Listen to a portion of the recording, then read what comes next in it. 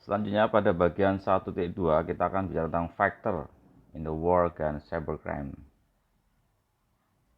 yaitu perjuangan dalam perang melawan kejahatan dunia maya.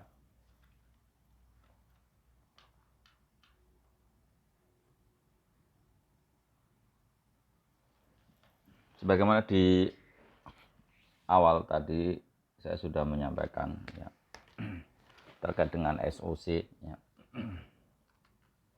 Di mana SOC ini sebetulnya dia bagian dari Modern Security Operations Center ya.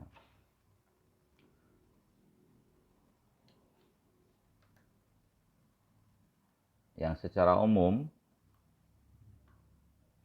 SOC ini dia akan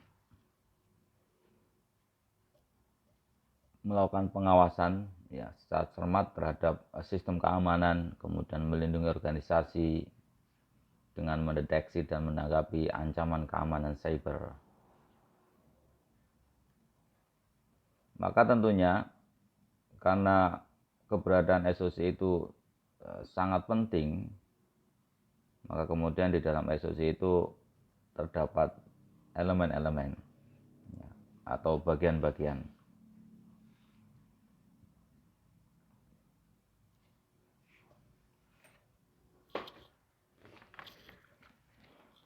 Ya, secara umum saya ulangi kembali ya, banyak Security Operation Center atau SOC ini dia menyediakan berbagai macam service. Yang pertama yaitu monitoring, kemudian manajemen, yang ketiga comprehensive threat solution ya, yaitu solusi ancaman yang komprehensif, dan hosted security ya. Dan SOC ini sebetulnya dia dapat dibuat secara sendiri ya di dalam sebuah organisasi itu ya. Artinya organisasi yang dia memiliki pendanaan yang cukup ya, dia bisa membangun SOC sendiri ya. Atau juga dapat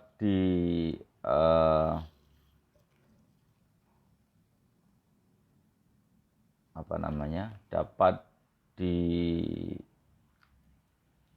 pihak ketigakan lah ya, di pihak ketigakan, yaitu atau dikontrakkan ke vendor yang memang spesialis menangani security ini ya. Tapi secara umum baik dia mau dibangun sendiri maupun menggunakan pihak ketiga ya, atau menggunakan vendor, maka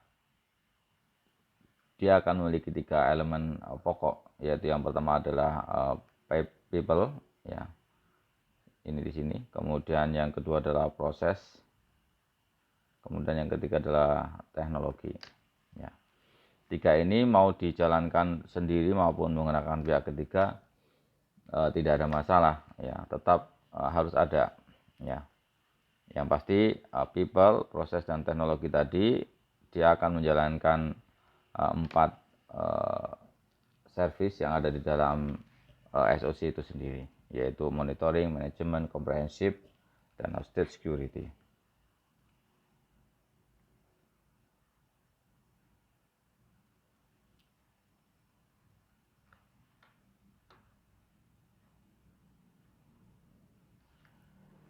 Nah, sekarang kita bahas tentang people di dalam SOC ya, atau dalam Security Operations Center. Ya, sebagaimana dirujuk dari SANS Institute ya. Bahasanya peran dari people dalam SOC itu dia ada 4, yaitu dia sebagai layan tier 1 yaitu alert analyst, kemudian lapisan kedua incident responder ya, kemudian tier yang keempat yaitu hunter, yang kemudian yang ketiga adalah hunter, yang kemudian yang keempat adalah SOC manager. Ya, kalau kita lihat di sini di level 1 ya. Ya, di level 1 ini ada di titik front line-nya dari mulai batas ini. Kemudian masuk kepada level kedua, kemudian level ketiga baru SOC manager ya.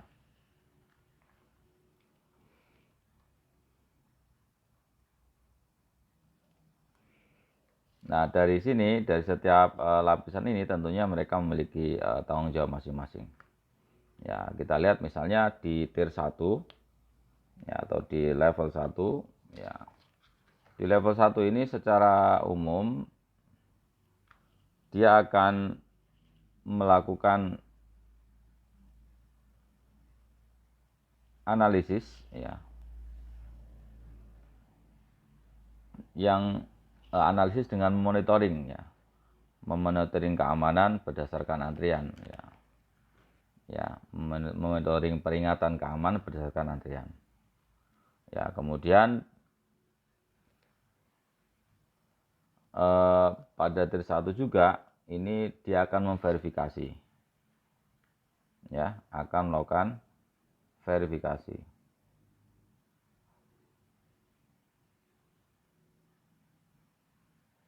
ya, akan melakukan verifikasi. Jika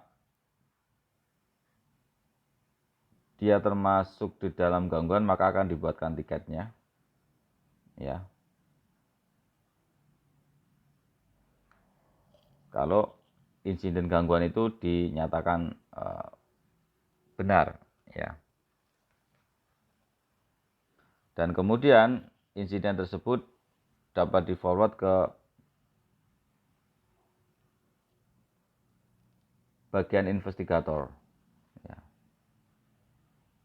atau diselesaikan sebagai alarm palsu ya. Jadi kalau misalnya peringatan keamanan tersebut sifatnya true, maka dia akan dibuatkan tiket ya. Kemudian kalau dia dan diteruskan ke bagian investigator ya. Tetapi jika dinyatakan palsu maka akan diselesaikan di sini ya. Maka pada bagian pertama ini menjadi satu bagian yang sangat penting ya, karena bagian pertama ini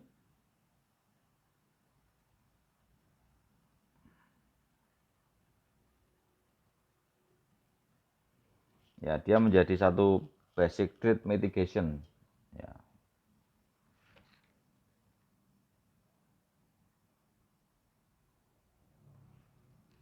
Ya, kemudian kalau setelah dilakukan analisis ternyata benar maka akan dibuatkan tiketnya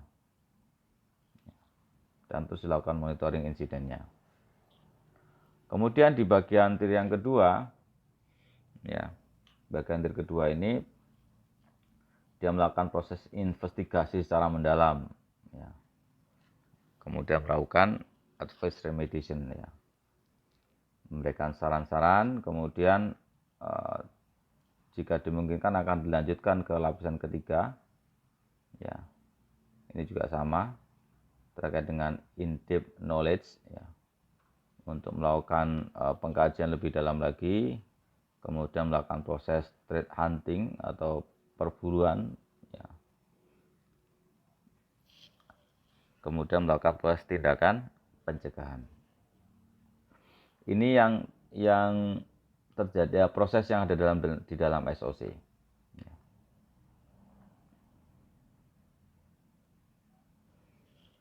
Kemudian adapun teknologi yang digunakan di dalam SOC ya, ini secara umum ya, itu menggunakan konsep Security Information and Event Management atau SIEM ya. Ya, di mana SIEM ini dia akan mengumpulkan dan memfilter data ya. Kemudian dia akan mendeteksi dan mengklasifikasikan ancaman. Kemudian yang ketiga, dia berfungsi untuk menganalisa dan menyelidiki ancaman. Kemudian yang ketiga, menganalisa dan menginvestigasi ancaman. Kemudian yang keempat, dia menerapkan tindakan pencegahan. Dan yang kelima adalah menangani ancaman di masa yang akan datang. Ya. Maka kemudian SOC monitoring system ini dia nanti akan melibatkan banyak hal, ya, banyak teknologi di sini, dari mulai network traffic, network flow, system log, endpoint data, ya, intel thread feed dan seterusnya, ya. Jadi tidak mungkin berdiri sendiri. Dari seluruh teknologi itu dapat digunakan untuk dapat dilibatkan dalam SOC monitoring system ini.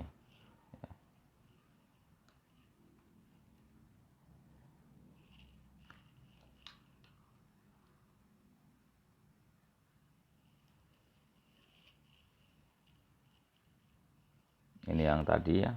Jadi SOC ini secara umum dia bisa di outsourcingkan atau dapat didirikan sendiri.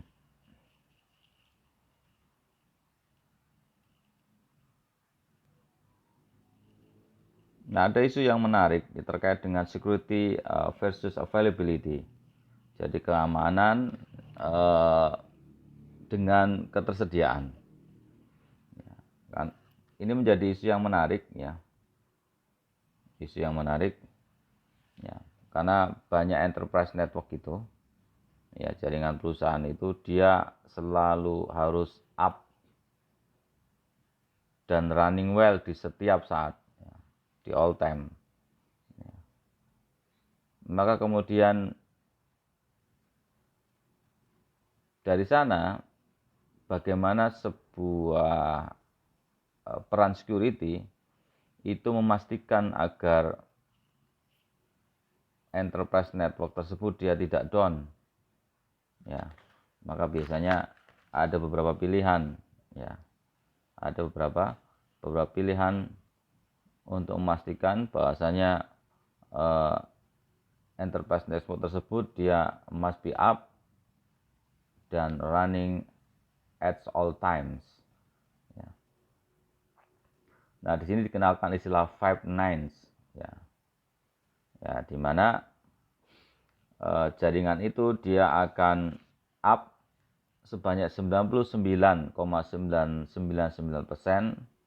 dan dia down tidak lebih dari 5 menit dalam 1 tahun. Ya.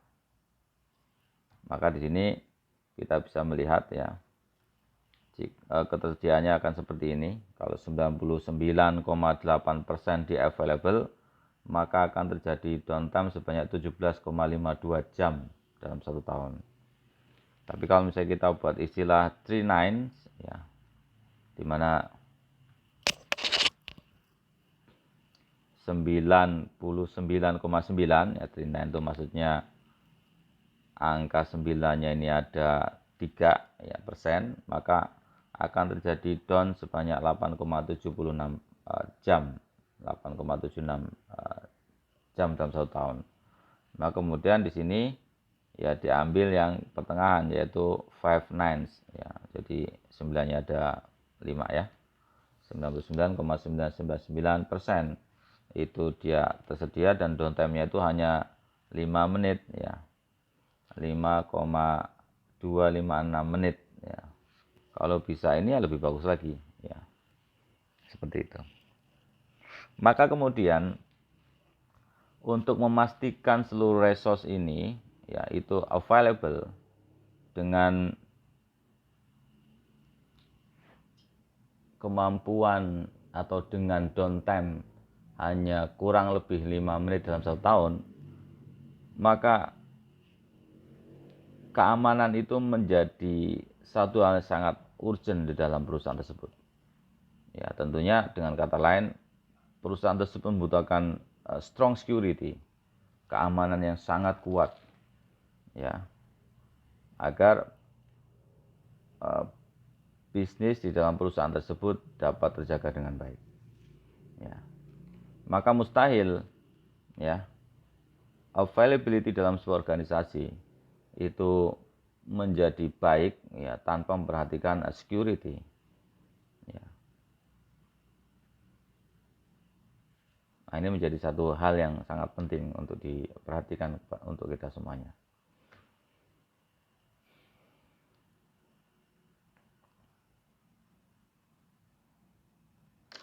Lalu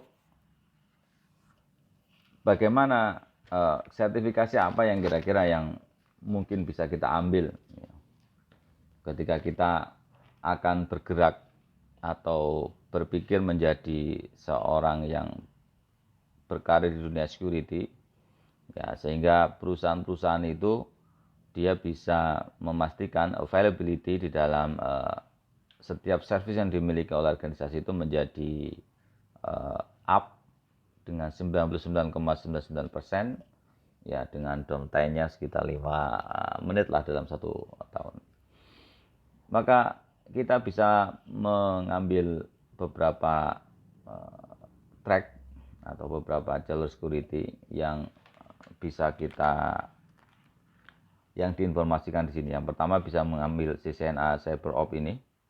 Ya, seperti yang sekarang kita pelajari, bisa menggunakan CompTIA Cyber Security Analyst Certification. Ya, miliknya CompTIA, ini non vendor ya, atau vendor netral. Kemudian ada ISC Information Security Certificate ikut CISSP. Kemudian ada juga yang Global Information Assurance Certification. Nah, pilihannya diserahkan kepada kita masing-masing.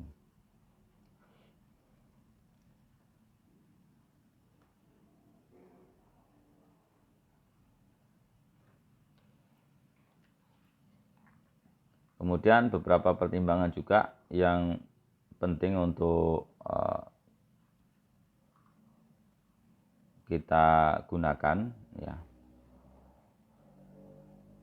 Jadi selain sertifikasi tersebut, tentunya pertimbangan untuk mengejar gelar teknis ya, atau sarjana ya, sarjana di bidang teknis ya, seperti computer science ya, kemudian electrical engineer ya, teknik elektro, bisa juga information technology atau information security ya. Kemudian pemrograman komputer ini juga menjadi skill yang penting bagi kita atau bagi Anda yang tertarik kepada dunia cyber security ya. Diantaranya adalah menggunakan Python ya, based on object oriented ya, open source ya. Ini menjadi tool atau jadi bahasa yang sering digunakan oleh cyber security analyst ya.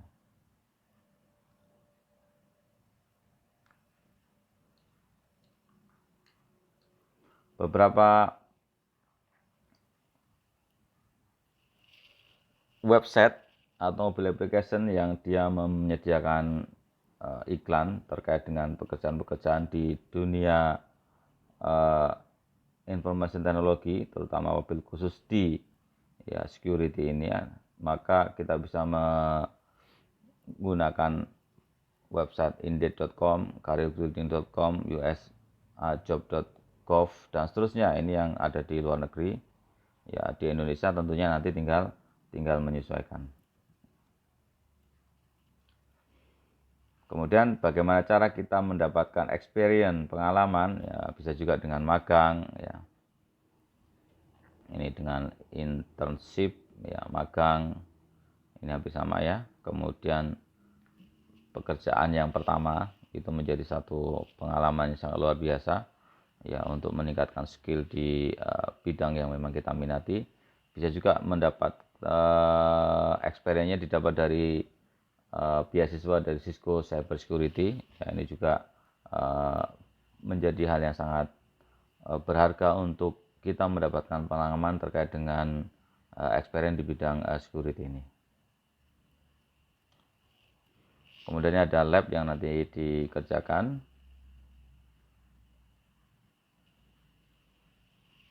Kita sampai pada penghujung chapter 1 ya, dimana kesimpulan yang bisa diambil dari chapter 1 ini ya. Yang pertama yaitu cukup berhati-hati dengan service yang disediakan secara publik ya, terutama seperti wireless ya. Kita bisa ngambil kisah tentang pengambil alihan akun yang kita miliki oleh orang yang tidak dikenal ya. Kemudian juga berhati-hati untuk melakukan proses download dari file atau dari attachment yang dikirim melalui file ya, karena dikhawatirkan di situ sangat berbahaya ketika itu dicipta oleh satu ransomware ya. Kemudian juga terkait dengan malware ya, Stuxnet worm dan lainnya, ini menjadi satu hal yang perlu kita perhatikan, bahwasanya serangan-serangan itu terjadi bisa menggunakan negara atau nasional atau bangsa sebagai target, ya. Dan terkait dengan aktor tadi sudah dijelaskan juga bahwasanya pelaku kejahatan itu dalam dunia maya itu bisa orang yang dia masih amatir, bisa hacktivis, ya, atau orang yang punya motivasi yang lain seperti finansial, ya, kemudian yang lainnya, ya. Kemudian juga perlu diperhatikan tentang penggunaan Internet of Things, ya, dari sisi security, ya, dan juga terkait dengan data-data pribadi kita, yaitu P dan P. Ya, demikian chapter 1 dari materi cyber security ini beberapa istilah yang mungkin harus kita pelajari, kita akrabkan dengan diri kita, yaitu terkait dengan the DOS, hacktivist, malware, personality identifiable information, protected head information, ya, kemudian ada ransomware, script kiddie, security information and event management system, dan seterusnya. Ini perlu kita definisikan dalam diri kita sehingga kita menjadi familiar dengan istilah-istilah tersebut. Ya, demikian yang dapat saya sampaikan. Ya, wassalamualaikum warahmatullahi wabarakatuh.